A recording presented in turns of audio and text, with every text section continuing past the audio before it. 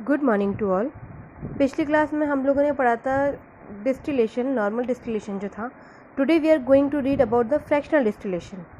Fractional distillation का use हम तब करते हैं जब दो मिजिबल लिक्विड्स है, दो लिक्विड है जो एक दूसरे में मिक्स है। When two miscible liquids have the boiling point less than 25 degree Celsius. जब दो मिजिबल लिक्विड जिनके बॉइलिंग पॉइंट लगभग 25 डिग्री सेल्सियस से कम होता है तब फ्रैक्शनल डिस्टिलेशन का यूज़ किया जा सकता है। इस मेथड के अंदर क्या होता है, the vapour from the boiling liquid, boil होने वाले लिक्विड के जो वेपर्स है वो ऊपर की तरफ जाते हैं, ग्लास कॉलम के अंदर आ जाते हैं। इस ग्लास कॉलम के अंदर ग्लास बीड्स भरे होते हैं। The vapours of high boiling liquid, जो बॉइलिंग पॉइंट जिसका बॉइलिंग पॉइंट हाई है वो वेपर्स पहले बनते हैं, ऊपर कॉलम में जाके कंडेंसर के अंदर जाके कंडेंस होते हैं और उसके बाद फिर से डिस्टिलेशन फ्लास्क के अंदर रिटर्न हो जाते हैं क्योंकि उनका बॉइलिंग पॉइंट हाई होता है।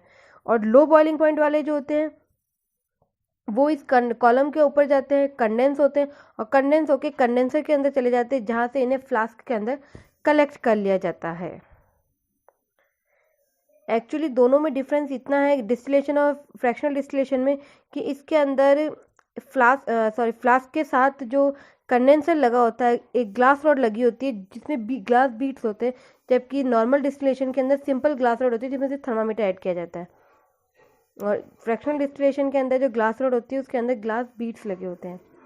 एप्लीकेशंस क्या है इसको बेंजीन और टॉलिन को सेपरेट करने के काम लाते हैं, प्रोपेनॉल और मेथेनॉल को सेपरेट करने के काम में लाते हैं।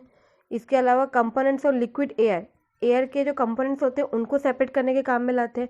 और कंपोनेंट ऑफ क्रूड पेट्रोलियम, जो कच्चा तेल होता है उनसे कई तरीके के यूजफुल पेट्रोलियम का प्रोडक्ट काम में लेते हैं, जैसे केरोसिन, गैसोलीन, पेट्रोल, डीजल, इन सबको सेपरेट करने के काम में आता है। नाउ नेक्स्ट है how can we obtain different gases from air.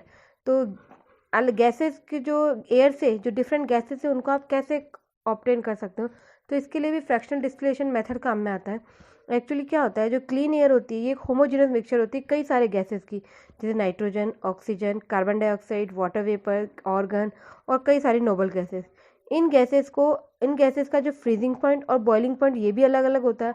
तो इन गैसेस को सेपरेट करने के लिए एयर को लिक्विफाइड किया जाता है और ये फ्रैक्शनल डिस्टिलेशन की मदद से होता है। एक स्पेशली डिजाइन कॉलम में नीचे एक फ्लो चार्ट दिया गया है, उस फ्लो चार्ट से आप समझ सकते हैं जैसे एयर सबसे पहले उसको हाई प्रेशर के ऊपर कंप्रेस्ड किया जाता है और टेम्परेचर को डिक्रीज कर दिया जाता है। मतलब लो टेम्परेचर हाई प्रेशर के ऊपर एयर को कंप्रेस किया जाता है और 0 डिग्री सेल्सियस पर लाकर ले आते हैं। 0 डिग्री सेल्सियस पे आते ही जो एयर होती है इसमें से वाटर वेपर जो होते हैं वो आइस की फॉर्म में कन्वर्ट हो जाते हैं। उसके बाद इस एयर को और ज़्यादा कंप्रेस किया जाता है और -78 डिग्री सेल्सियस पर इसे ठंडा किया जाता है, जहाँ पर ये जो गैस है इसमें कार्बन डाइऑक्साइड जो है वो सॉलिड ड्राई आइस की फॉर्म में कन्वर्ट हो जाती है। मैं बता दूं कार्बन डाइऑक्साइड को ही ड्राई आइस कहा जाता है। इसके बाद फिर इस गैस को और ज़्यादा कंप्रेस करते हैं और -200 डिग्री सेल्सियस तक ले जाते हैं और -200 डिग्री सेल्सियस पर आते ही जो गैस होती है वो लिक्विड फॉर्म में कन्वर्ट हो जाती है और उसके बाद इसे धीरे धीरे गर्म किया जा सकता है और फिर फ्रैक्शनल कॉलम में इसको गर्म करके अलग अलग टेम्परेचर पर अलग अलग गैसेस को सेपरेट कर लिया जाता है। जैसे ऑक्सीजन का बॉइलिंग पॉइंट -180 डिग्री है, ऑर्गन का बॉइलिंग पॉइंट -186 डिग्री है और नाइट्रोजन का बॉइलिंग पॉइंट -96 डिग्री है। तो जैसे जैसे इस टेम्परेचर पर ये गैसेस बॉयल होती है इनको कंडेंस करके अलग से सेपरेट कर लिया जाता है। आज के लिए इतना टॉपिक काफ़ी है, बाकी का हम कल पढ़ेंगे। तब तक के लिए थैंक यू।